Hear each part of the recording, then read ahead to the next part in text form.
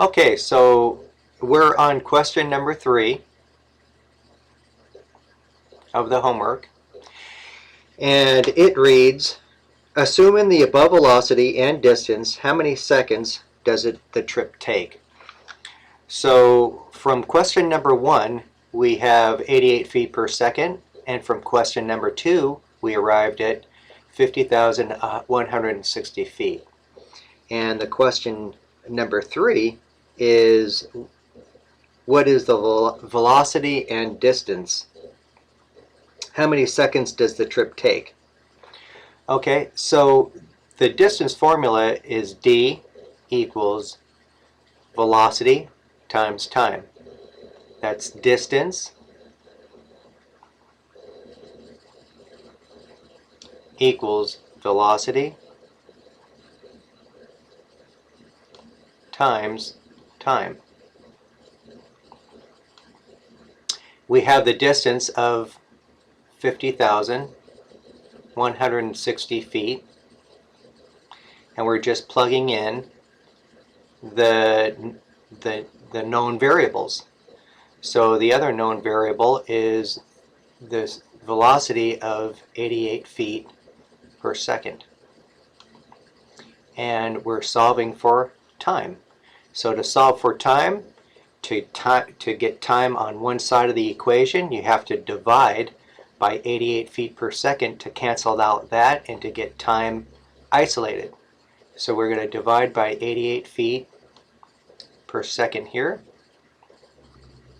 and divide this amount by 88 feet. What we do to one side, we need to do to the other side. And then we do our math. That's 50,160 divided by 88 equals 560 or 570 seconds. So if you were to ask yourself, well, how many minutes is that? You just do another conversion factor on that. The conversion factor is that you want this in minutes. This is just for fun. 1 minute is 60 seconds. And then you divide, or the seconds will cancel, and you divide 570 by 60, and you get about 9.5 minutes. That was just for fun. It wasn't asked, but you might ask yourself that.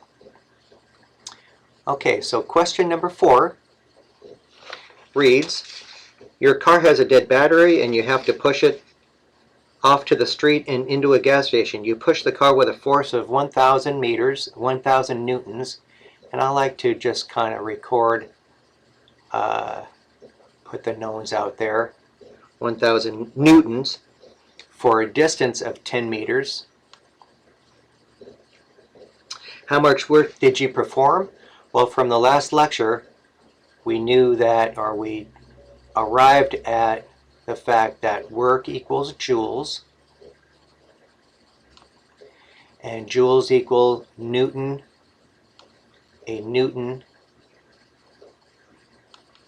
meter, or Newton times meter, and that is expressed as an N, big N, little m, a Newton meter. And that is kinetic energy. They're all the same, they're just different words.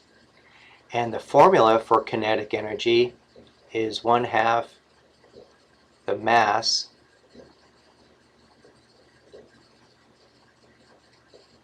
times velocity squared. V is velocity.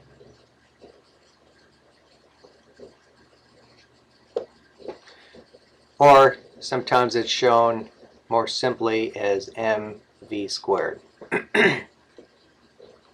So the first question is, how much work did you perform? Well, a work is expressed in Newton meter or Newton times meter. So you just simply multiply 1,000 times 10 meters, and you get 10,000 Newton meters. And the second question is, what would the velocity of the car be after 10 meters? Well, this is your work, or your kinetic energy, and the rest of the formula is 1/2 the mass times velocity squared, and you just plug in the mass is 1,000 kilograms, 1/2 times 1,000 kilograms, and you're solving for the velocity. So this requires a little bit of algebra. This is joules. And to isolate velocity on one side of the equation, multiply this side by 2, and what you do to one side of the equation you have to do to the other side of the equation. This becomes 20,000 joules, and this the 1/2 goes away, and you're left with 1,000 kilograms times velocity squared over 20,000. Well,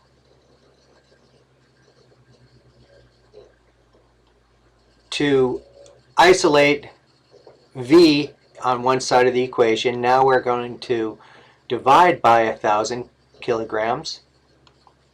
And what we do to one side, we have to do to the other. Divide by 1,000 kilograms. These 1,000 kilograms go away. 1,000 into 20,000 goes 20 times. That's 20 joules. And you're left with V squared. To isolate V, you have to do a square root on both sides of the equation. So we do a square root here. And what we do to one side, we must do to the other. So we do a square root here.